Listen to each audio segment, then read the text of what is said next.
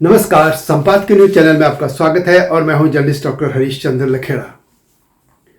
बाला साहब ठाकरे की जो शिवसेना है, भले ही आज वो दो हिस्सों में टूट गई हो, लेकिन नेपाल की जो शिवसेना है वो आज भी बाला साहब ठाकरे के परिवार के साथ खड़ी है।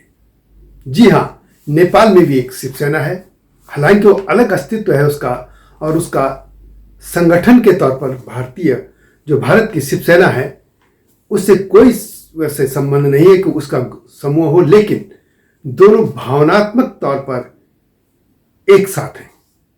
और जो नेपाल की शिवसेना है, शिवसेना नेपाल उसका नाम है, वो बाला साहब ठाकरे के ही प्रेरणा से नेपाल में बनी थी। जी हाँ, आज इसी पर बात करूंगा, लेकिन जब तक मैं आगे बढ़ूं आपसे अनुरोध है कि ये जो चैनल है हमारा संपादकीय न्यूज, इसको सब्सक्राइब अवश्य कर दीजिए। तो नेपाल में भी है एक शिवसेना, और उसका जो भी संगठन है वो अलग है, उसका भारत के संगठन से कोई मतलब नहीं है, लेकिन वो प्रेरणा स्रोत उसके बाला साहब ठाकरे ही हैं। और बाला साहब ठाकरे के जमाने में उनके घर में नेपाल के बहुत से लोग काम करते रहे, आज भी कर रहे उद्धव ठाकरे के साथ, परंतु अब उतना दबदबा नहीं रहा उन नेपाल के लोगों का जैसे बाला साहब ठाकरे के समय पे होता था। एक नेपाल की जो शिवसेना है उसका गठन 1990 में अरुण सुवेदी ने किया था।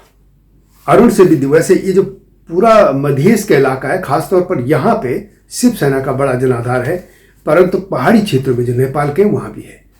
और अब उसके जो अध्यक्ष रह चुके हैं उसमें है करण सिंह बुदाथोकी और राजकुमार सनियार।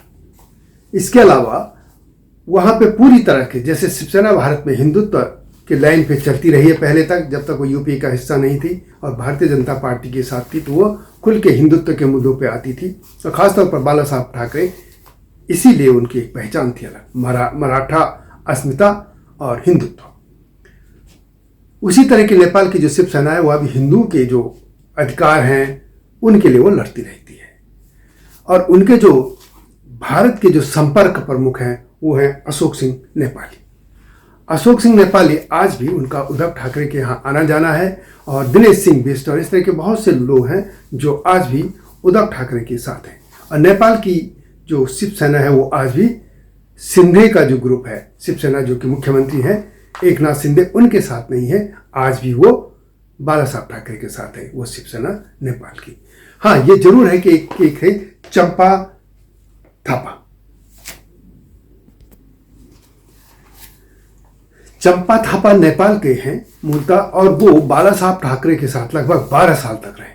उनका फोन उठाना या घर के जितने भी उनके निजी काम थे वही करते रहे। और ये एक समय उनकी बड़ी तूती बोलती थी।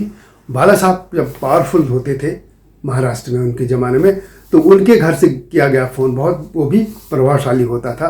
तो चंपा थापा कहते हैं कि कई बार वो ऐसे भी अपने हलक के तौर पे फ़ोन कर लेते थे तो वो काम हो जाते थे उनके।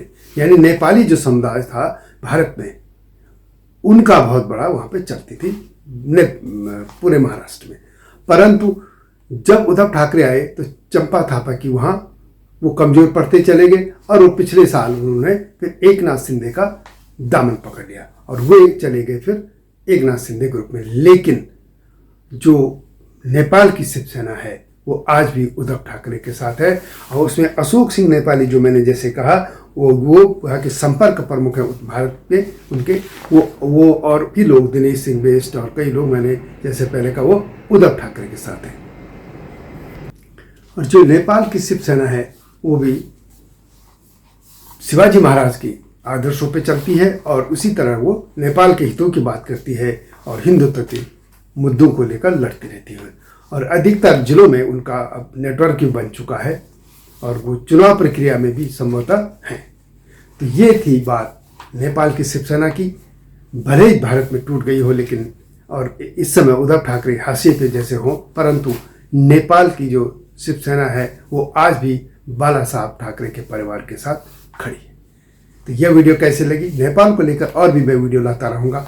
आपके पास भी सूचना हो तो हमें ईमेल कीजिएगा। अगली वीडियो की प्रतीक्षा कीजिए। तब तक नमस्कार।